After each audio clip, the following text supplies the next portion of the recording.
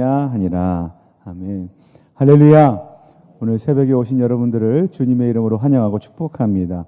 오늘 우리가 읽은 본문 말씀 사무엘상 21장 말씀은 다윗이 사울 왕을 피해 도망간 후의 일들에 대해서 기록하고 있습니다. 다윗은 오늘 말씀에 보면 먼저 이스라엘이 높 땅으로 찾아갔습니다. 그리고 두 번째 다음으로 찾아간 곳은 블레셋 지역으로 찾아갑니다. 이것이 이제 오늘 다윗의 이동 경로입니다. 이 대목에서 우리는 어떻게 다윗이 대적인 블레셋의 땅으로 도망갈 수 있는가라는 불편한 마음을 가지게 될 수 있습니다. 하지만 우리는 다윗이 당시에 어떤 형편에 있었는지를 먼저 살펴볼 필요가 있습니다. 우리 1절 말씀을 좀 같이 읽겠습니다. 같이 읽겠습니다. 시작. 다윗이 노베 가서 제사장 아히멜렉에게 이르니 아히멜렉이 떨며 다윗을 영접하여 그에게 이르되 어찌하여 내가 홀로 있고 함께하는 자가 아무도 없느냐 하니. 아멘. 이게 다윗의 형편을 지금 설명한 것인데 다윗은 지금 혼자였습니다. 그리고 다윗은 두 번째로 어떤 형편 가운데 있었냐면 사울에게 죽임을 당할 처지에 있었습니다. 이것을 높 땅에 있었던 이스라엘에 있었던 제사장도 아는 일이었기 때문에 떨었다라고 이야기합니다. 이런 상황을 보는 우리는 적어도 그가 잘했다 잘못했다를 논하기 전에 그가 얼마나 힘든 상황 가운데 있었는가를 먼저 생각할 수 있어야만 합니다. 왜냐하면 우리 또한 그리고 다윗 또한 연약한 인생이기 때문에 그렇습니다. 그렇다면 과연 다윗은 이와 같이 힘든 상황 속에서 이와 같은 고난 속에서 어떻게 행동하였는가 오늘 말씀을 통해서 한번 살펴보고 은혜를 나누기를 소망합니다. 첫 번째, 다윗은 도망 중 처음으로 당시의 영적인 중심지라고 생각했던 노비라는 땅으로 찾아갑니다. 어떤 사람이 공경에 처해 있는데 가장 먼저 찾아간 곳이 있다면 그곳은 아마 그 사람이 어떤 가치관과 어떤 세계관을 갖고 있는가를 나타내는 증거가 될 것입니다. 이 말을 좀 쉽게 이제 예를 들어 설명을 드리면 만약에 어떤 사람이 이제 고난 가운데 있는데 이 사람이 가장 먼저 찾아간 곳이 은행입니다. 그러면 이 사람이 은행에 찾아간 목적은 무엇인가 하면 은행에 가면 내 문제가 해결될 거야 라는 그 생각이 있기 때문에 그곳으로 찾아갔다는 겁니다. 그러니까 다윗이라는 사람이 지금 문제가 생겼을 때 가장 처음으로 찾아간 땅이 높 땅이었다면 그 높으로 찾아갔을 때에는 그곳에 자기의 문제 해결에 대한 방법이 있을 것이라고 생각이 있었기 때문에 그랬다는 겁니다. 과연 높은 어떤 곳인가? 당시의 높은 이스라엘의 영적인 중심지였습니다. 근데 그 영적인 중심지에 지금 다윗이 찾아간 겁니다.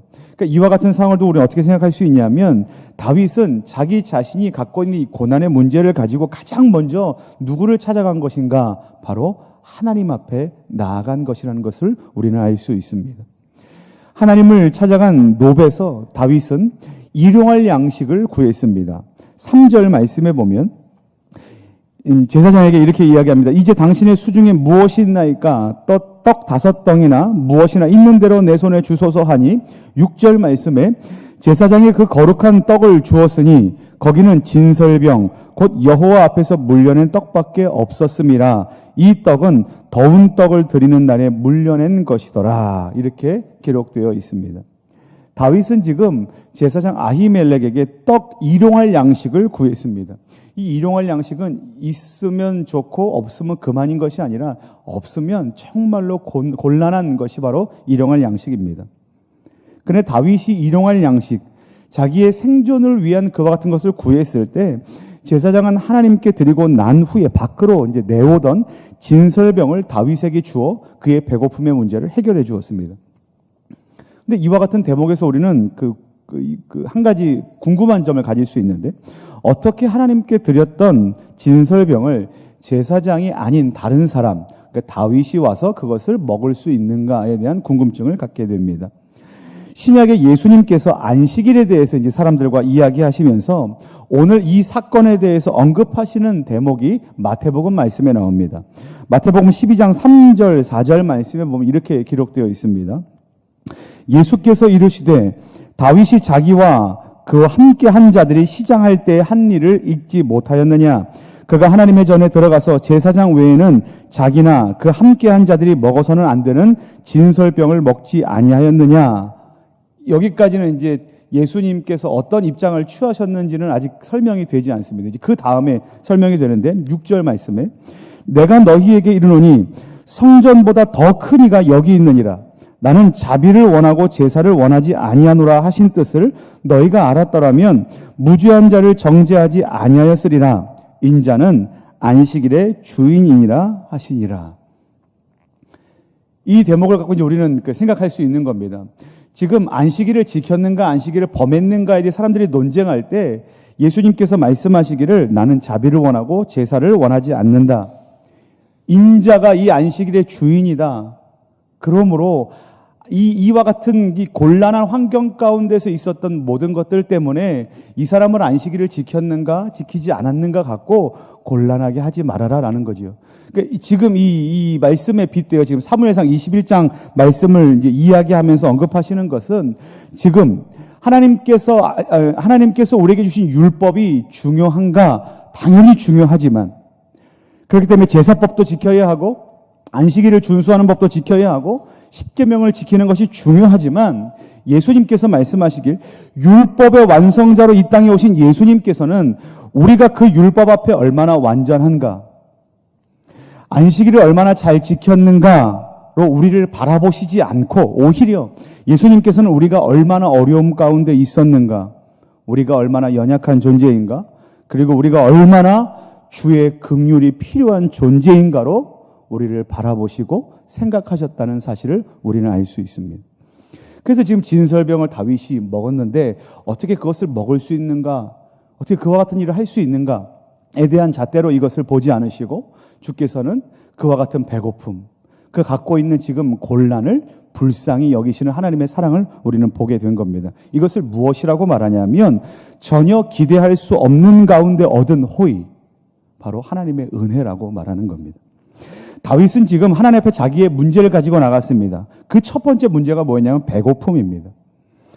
당장의 배고픔을 채울 만한 일용할 양식을 하나님께 구했을 뿐인데 그 배고픔의 문제가 해결될 뿐만 아니라 다윗은 지금 자신의 어떠함에도 불구하고 하나님의 백성을 긍휼히 여기시는, 전혀 기대할 수 없었던 가운데 베푸시는 호의, 자기가 손을 대거나 만지거나 먹을 수도 없었던 하나님께 드리고 나온 그 진설병을 지금 먹을 수 있는 하나님의 은혜를 경험하였다는 겁니다. 육신의 문제를 들고 나갔을 뿐인데 오히려 하나님께서 그것보다 더 높은 수준의 영적인 은혜까지 함께 주신 것입니다. 이것이 문제를 가지고 하나님 앞에 나아가는 신자가 누리게 될 축복 중 하나입니다. 다윗은 이렇게 이제 배고픔의 문제에 대해서 구한 이후에 두 번째로 골리앗의 칼을 구했습니다. 사무엘상 21장 8절부터 9절까지 말씀을 우리 함께 보겠습니다. 8절과 9절입니다. 같이 읽겠습니다. 시작. 다윗이 아히멜렉에게 이르되 여기 당신의 수중에 창이나 칼이 없나이까? 왕의 일이 급함으로 내가 내 칼과 무기를 가지지 못하였나이다 하니 제사장이 이르되 내가 엘라 골짜기에서 죽인 블레셋 사람 골리앗의 칼이 보자기에 쌓여 에봇 뒤에 있으니 내가 그것을 가지려거든 가지라. 여기는 그것밖에 다른 것이 없느니라 하는지라. 다윗이 이르되 그 같은 것이 또 없나니 내게 주소서 하더라. 아멘. 다윗은 대적의 위협에 대항하기 위해서 분명 어떤 무기는 필요했을 것입니다. 그런데 왜 굳이 그 무기인 칼을 제사장에게 가서 찾았을까요? 그리고 왜 굳이 그 칼이 골리앗의 칼이어야만 했었을까요? 어떤 면에서 생각해 보면 이와 같은 정황들을 보면 다윗은 이미 골리앗의 칼이, 그러니까 골리앗은 누굽니까? 자기가 싸워서 이겼던 대적 아닙니까? 그러니까 골리앗의 칼이 이미 그곳에 있었던 것을 알았던 것 같습니다. 다윗은 과거에 블레셋 장수 골리앗과 싸워 이겼던 전적이 있습니다. 다윗은 사실 골리앗을 상대할 만한 깜냥이 안 되는 아주 조그만 꼬맹이였습니다. 자신도 잘 알았습니다. 그와 같은 사실을 잘 알았죠. 그런데 어떻게 그 꼬맹이가 골리앗과 담대하게 맞설 수 있었는가? 그리고 또 어떻게 그 꼬맹이가 그 누구도 대적할 수 없었던 골리앗과 싸워서 그 목을 벨 수 있었는가에 대한 궁금증이 우리에게 있습니다. 소년 다윗이, 꼬맹이 다윗이 사울 왕 앞에 나가서 나를 좀 전쟁터로 보내주십시오 라고 말할 때 이렇게 얘기했던 적이 있습니다. 17장 37절 말씀에 또 다윗이 이르되 여호와께서 나를 사자의 발톱과 곰의 발톱에서 건져내셨은즉 나를 이 블레셋 사람의 손에서도 건져내시리이다. 이렇게 고백합니다. 다윗이 담대하게 골리앗과 맞설 수 있었던 이유가 무엇이었는가? 그리고 그 이후에 골리앗과 싸워 골리앗을 이기고 그의 목을 쳐서 벨 수 있었던 그 승리의 요인이 무엇이었는가? 다윗은 그것을 어디에서 찾았냐면 이전부터 자기와 함께 하셨고 자기를 도우셨던 그 하나님이 지금도 나를 도우실 것이고 앞으로도 나를 도우실 것이기 때문이다 라는 것에서 답을 찾았습니다. 오늘 본문에 보면 다윗이 높 땅에서 제사장에게 골리앗의 칼을 구했다라고 이제 제가 두 번째 말씀을 드렸습니다. 왜 골리앗의 칼을 거기에서 구했을까? 왜 자기가 도망쳐난 그 첫 번째 행선지에서 골리앗의 칼을 자기 수중에 넣으려고 했을까라는 것이죠.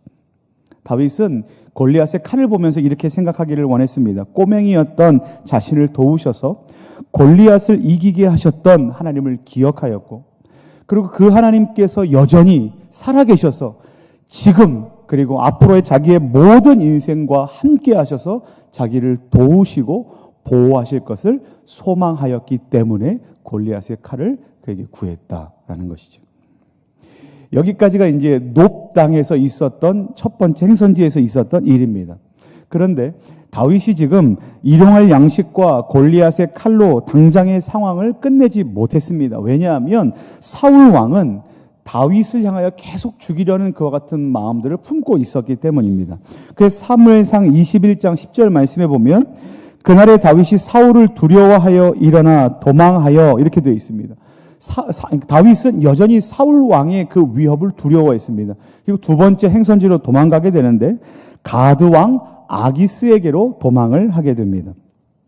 다윗이 어디로 도망간 거냐 하면 사울의 영향력이 미치지 못하는 블레셋 땅으로 도망간 겁니다. 블레셋은 누구입니까? 이스라엘의 대적입니다. 블레셋은 이스라엘과 늘 싸웠던 대적 중 하나입니다. 그런데 반대로 생각해 보면 블레셋에게 있어서 이스라엘은 어떤 존재입니까? 여전히 대적입니다. 블레셋 사람들이 생각해도, 이방 사람들이 생각해도 이스라엘 백성들은 그들에게 있어서 대적입니다. 그런데 어떤 대적입니까? 철천지 원수입니다. 왜냐하면 그들과 싸워서 그들의 장수인 누가 죽었습니까? 골리앗이 죽었습니다. 근데 지금 그 이스라엘 중에서도 골리앗을 죽인 장본인, 그들에게 커다란 수치와 패배감을 주었던 전쟁 영웅 다윗이 블레셋 사람들 자기들의 눈앞에 와 있는 겁니다. 그리고 목숨을 구걸합니다. 얼마나 기가 막힙니까? 그래서 블레셋은 이 기회를 놓치지 않고 다윗을 조롱합니다. 11절 말씀에 아기스의 신하들이 아기스에게 말하되 이는 그 땅의 왕 다윗이 아니니까 무리가 춤추며 이 사람의 일을 노래하여 이르되 사울이 죽인 자는 천천히요 다윗은 만만히로다 하지 아니하였나이까 한지라. 어떻게 저 사람이 우리와 함께 할 수 있습니까? 저 사람을 망명시키지 마십시오. 저 사람을 도와주지 마십시오. 저 사람은 지금 이전에 우리와 함께 싸워 골리앗을 죽였던 장수이고 이스라엘 백성들에게 총망받던 추앙되던 사람 아닙니까? 저 사람을 내보내십시오 라고 위협하는 겁니다. 기껏 사울을 피해 도망쳤는데 하필 그곳이 사자의 아갈이었던 겁니다. 그때 다윗은 죽음을 면하기 위해 대적들 앞에서 미친 척 해야만 했습니다. 13절 말씀에 보면 그들 앞에서 그의 행동을 변하여 미친 채 하고 대문짝에 그적거리며 침을 수염에 흘리매 이렇게 기록합니다. 골리앗의 목을 베었던 전쟁 영웅이었던 다윗이, 그리고 사무엘 선지자에게 왕으로 기름 부음 받은 다윗이 지금 대적들 앞에서 침을 질질 흘리며 미친 척하고 있는 겁니다. 얼마나 비참한 상황입니까? 누가 봐도 비참한데 자기 스스로는 얼마나 비참하고 얼마나 힘들고 곤욕스럽겠습니까? 이는 하나님을 원망할 수밖에 없는, 아니 어찌 보면 누가 봐도 하나님을 원망해도 괜찮다라고 할 만큼 엄청나게 힘든 상황일 수 있습니다. 하지만 다윗은 어떻게 했는가? 여전히 자신의 상황과 처지의 마음을 빼앗기지 않았고 여전히 하나님을 소망하는 삶을 살았다라는 것을 우리는 알 수 있습니다. 근데 지금 이제 말씀해 보면 침을 흘리고 미친 척 했다라는 것밖에 나오지 않은데 어떻게 다윗이 하나님을 소망하고 하나님을 이렇게 간절히 구했는가 어떻게 알 수 있습니까? 라는 말씀을 하시면 그것에 대한 답이 어디에 있냐면 시편 34편에 있습니다. 우리 말씀을 좀 함께 찾아보겠습니다. 시편 34편입니다. 이 시편 34편은 다윗이 이 가드왕 아기스 앞에서 미친 척하고 쫓겨난 이후에 그의 심경을 담아 하나님께 올린 글입니다. 시편 34편 4절 말씀에 4절 말씀부터 6절 말씀까지 우리 함께 읽으면 좋겠습니다. 34편 4절부터 6절까지 말씀입니다. 같이 읽겠습니다. 시작. 내가 여호와께 간구하매 내게 응답하시고 내 모든 두려움에서 나를 건지셨도다. 그들이 주를 앙망하고 광채를 내었으니 그들의 얼굴은 부끄럽지 아니하리로다. 이 곤고한 자가 부르짖음에 여호와께서 들으시고 그의 모든 환난에서 구원하셨도다. 아멘. 다윗은 지금 그 상황을 통과한 후에, 그러니까 미친 척하고 저 사람은 다윗은 이스라엘의 장수였어. 골리앗을 쳐 죽인 사람이야. 라고 지금 사람들이 지금 막 위협하고 조롱할 때 죽을 위협 가운데 있을 때 그 위기를 다 넘긴 후에 이렇게 이야기하지 않았다는 거죠. 어떻게 이야기하지 않았냐면 어떻게 하나님께서 내게 이런 수치를 주실 수 있어? 내 꼴이 뭐가 돼? 휴, 살긴 살았는데 하나님 너무하신 거 아니야? 이렇게 불평하지 않았다는 겁니다. 오히려 다 탈출한 이후에 어떻게 고백했냐면 하나님께서 나를 도우셨어. 내가 곤고한 가운데 하나님께서 나를 구하셨어. 내가 하나님께 기도하고 기도했더니 하나님께서 나를 버리지 않으시고 나를 도우셔서 지금 내 생명을 이렇게 보존하여 주셨어라고 고백했다는 겁니다. 상황을 보면 다윗은 미친 척한 겁니다. 침을 흘리고 땅에다가 손을 그적거리면서 이렇게 이제 미친 척한 것뿐이지만 그 안에 심중에는 하나님 나를 제발 도와주십시오. 나를 살려주십시오. 어떤 사람은 이 상황을 보고 어떻게 이렇게 재수없는 일이 나에게 있을 수 있지? 하필이면 도망왔는데 왜 여기지? 라고 불평할 수 있는 상황이지만 다윗은 그 가운데 불평이 아니라 하나님 그 심중에 하나님 나를 도와주십시오. 하나님만이 나를 도우실 수 있는 분입니다라고 고백했다는 겁니다. 그리고 그 하나님의 도우심을 얻은 이후에 사람들에게 이야기합니다. 9절 말씀에 너희 성도들아 내가 경험해 봤더니 여호와를 경외하라. 그를 경외하는 자에게는 부족함이 하나도 없더라 라고 이야기할 수 있는 데까지 오게 됐다는 겁니다. 어떨 때요? 간구했을 때. 그 간구를 통해서 무엇을 경험했을 때요? 하나님께서 나를 구원하시는 것을 경험했을 때 사람들에게 얘기하는 겁니다. 여호와를 경외하라. 여호와를 경외하는 자들에게는 부족함이 없을 것이기 때문이다 라고 외치는 다윗이 된 겁니다. 이제 길게 이제 여러 가지 이야기들을 살펴봤습니다. 우리 두 가지, 이제 첫 번째, 다윗이 높 땅으로 갔던 것, 그리고 가드왕 아기스, 블레셋 땅으로 갔던 이 두 가지 일들을 찾아봤습니다. 그리고 이제 이와 같은 이야기를 통해서 말씀의 결론을 내립니다. 오늘 본문에 나온 다윗은 어찌 보면 멋진 전쟁 영웅이라거나 왕으로서 기름 부음 받은 자라고 상상할 수 없을 만큼 아주 비참하고 초라한 모습을 우리에게 보여주고 있습니다. 심지어 침을 흘리며 미친 척하기까지 했습니다. 하지만 그럼에도 불구하고 다윗은 그와 같은 고난 속에서 낙심하거나 좌절하거나 불평하거나 하나님을 원망하는 것으로 자기의 인생을 낭비하지 않았다는 겁니다. 그렇다면 과연 다윗은 첫 번째 나눴던 질문처럼 이와 같이 고난의 시간들을 어떻게 보냈는가? 그의 답이 무엇인가 하면 오히려 다윗은 고난 속에서 문제를 가지고 하나님 앞에 나아갔다는 사실입니다. 어떻게 해요? 간절히 하나님께 기도하며 나아간 것이죠. 하나님의 도움을 구하며 살았던 겁니다. 그때 신실하신 하나님께서는 다윗을 먹이셨을 뿐 아니라 다윗이 어떠함에도 불구하고 한없는 자비와 사랑으로 그를 용납하시고 은혜로 다윗의 삶을 충만케 해 주신 것입니다. 이것이 오늘의 말씀의 이야기입니다. 그렇다면 오늘 말씀 앞에 선 저와 여러분들은 어떤 마음을 가지고 오늘 하루 그리고 우리의 인생을 살아가야 할까요? 사랑하는 성도 여러분, 바라기는 때로는 불평하고 원망하는 것이 당연하다라고 생각될 만큼 어려운 고난의 문제가 우리를 힘들게 할 수 있지만 그 안에서 낙심하지 마시기 바랍니다. 오히려 우리의 문제들을 가지고 지금의 당장의 문제들을 해결해 주실 뿐만 아니라 우리의 필요를 넘어 우리의 영혼까지 만족시켜 주시는 영원한 소망 되신 주님께 간절히 기도하심으로 붙드심으로 나아가 하나님을 경외하는 자에게는 하나님께 간절히 구하는 자에게는 부족함이 없다라는 이와 같은 고백이 우리의 삶에 넘치게 되기를 예수님의 이름으로 간절히 축원합니다. 기도하겠습니다. 한정혁 백진영 성도님